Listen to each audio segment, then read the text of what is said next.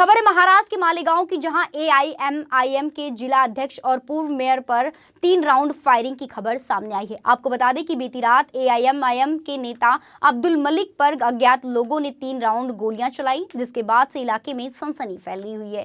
सूत्रों से मिली जानकारी के मुताबिक अब्दुल मलिक बीती रात मालेगांव चौक बाजार में अपने दोस्तों के साथ बैठे थे, तभी उन पर जानलेवा हमला करते हुए फायरिंग की गई। घटनास्थल से भागने से पहले हमलावरों ने मलिक पर कई गोलियां चलाई। वहीं इस हमले में घायल एआईएमआईएम नेता को आगे के इलाज के लिए नासिक के एक अस्पताल में भर्ती कराया गया है। वहीं इस मामले में पुलिस ने हमलावरों को पकड़ने के लिए जांच शुरू कर दी है। सूत्रों के अनुसार मलिक को 3 गोलियां लगी, जिनमें उनके सीने के बाईं ओर, बाईं जांघ और दाहिने हाथ पर चोटें आई है। यह घटना मालेगांव शहर क्षेत्र में हुई है, जहां मलिक मुंबई आगरा राजमार्ग के किनारे एक रेस्टोरेंट के बाहर बैठे हुए थे। शुरुआत में उन्हें इलाज के लिए मालेगांव के एक स्थानीय अस्पताल ले जाया गया।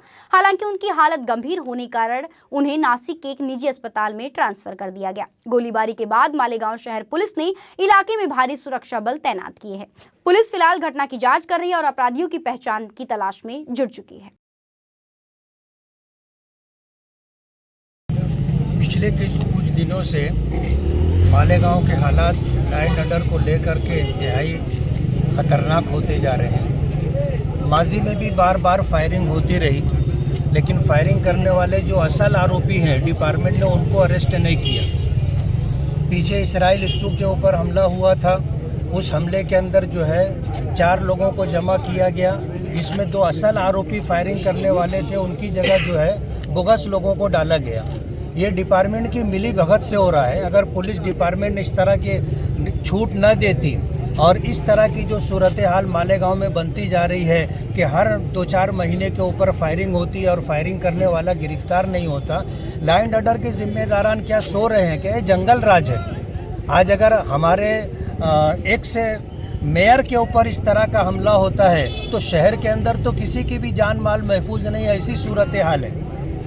आज इस वक्त अब्दुल मालिक मेयर के ऊपर जो हमला हुआ है, ये तो बहुत करीब से फायरिंग की गई और फायरिंग करने वाले इतने बेखौफ थे कि उन्होंने किसी तरह का कोई चेहरा वगैरह छुपाया नहीं, बल्कि डायरेक्ट आकर के 5-7 फीट के फासले से उन्होंने जो है फायरिंग की और 3 फायरिंग की। एक हाथ में लगी और एक पैर में लगी और एक जो है पसली में गोली लगी है। हालत अच्छी नहीं है। इन हालात के अंदर पुलिस डिपार्टमेंट यहाँ हॉस्पिटल में आकर के गर्दी किए हुए था। पुलिस डिपार्टमेंट की जिम्मेदारी ये थी कि वो बजाय हॉस्पिटल छोड़ करके आरोपियों को तलाश करना, उनको गिरफ्तार करने का काम करना चाहिए था। सारे जिम्मेदारान यहीं जमा थे और जो असल आरोपी है वो शहर के अंदर कहाँ है, शहर से निकल गए हैं। पुलिस डिपार्टमेंट उनको जाने का मौका दे रही है, ऐसा दिख करके आ रहा है। जो असल जिम्मेदारान है हॉस्पिटल में रह करके, क्या वो डॉक्टर हैं जो यहाँ आकर के वो काम कर रहे हैं? जो एक जिम्मेदार था, बाकी लोगों को अपने काम से लगना था और पूरे शहर की नाकाबंदी करके ऐसे लोगों को गिरफ्तार करने की कोशिश करनी चाहिए थी। मालेगांव शहर के अंदर इस तरह की जो सूरत हाल हो रही है, हम डिपार्टमेंट से इंतहाई नाराज़ हैं और उनके लॉ एंड ऑर्डर के ऊपर गिरफ्त कमज़ोर होने की वजह से हम उसका निषेध करते हैं और मजम्मत करते हैं। इस तरह की सूरत हाल ऐसा हो गया जैसे मालेगांव में जंगल राज है, किसी की जान, किसी का माल, इज्जत व आबरू महफूज नहीं है। इस तरह की सूरत हाल बनती जा रही है और जो लोग गुनहगार हैं, बेखौफ हैं, उनको किसी तरह का डर और खौफ नहीं है।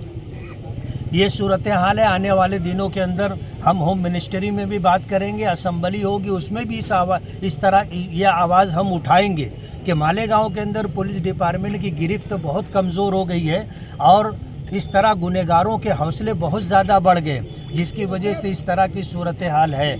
आगरा रोड के ऊपर अगर फायरिंग होती है तो शहर के जो अंदरूनी इलाके हैं और किनारे का जो एरिया है, वो वहाँ के रहने वाले तो अपने आप को इंतहाई गैर महफूज समझेंगे।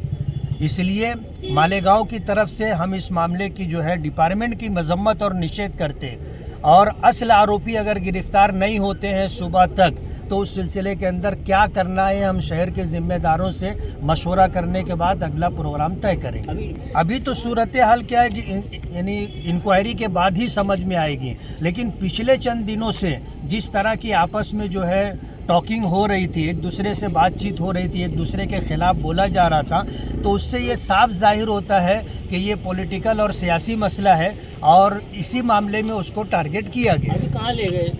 नासिक ले करके गए हैं 3 गोली लगी है, पसली में लगी है और एक जो है पैर में है। पैर 3 जगह से हड्डी फ्रैक्चर हो गई है और गोली जो है जोड़ के पास आकर के अटकी हुई है। एक गोली अंदर पसली के अंदर जा कर के अटकी हुई है और एक जो है यहाँ हाथ में लगने के बाद वो पास। डॉक्टरों से तो नहीं बात हुई, लेकिन जो लोग सीटी स्कैन कर रहे थे उन्होंने पूरी सूरत हाल बताई है। मामला गंभीर है। ये अब्दुल मालिक जैसा जानदार आदमी था, तो वो मजबूत आदमी था, तो वो जो है हसास बसास बातचीत कर रहा है। हम तो ये चाहेंगे कि अल्लाह ताला उसको ज़िंदगी दे, हयाती दे, सेहत और तंदुरुस्ती दे। लेकिन ये कि अगर मालिक जैसे जानदार शख्स के पैर में गोली लगी है और 3 जगह से हड्डी फ्रैक्चर हो गई है, तो और कोई होता तो पता नहीं उसकी क्या हालत होती।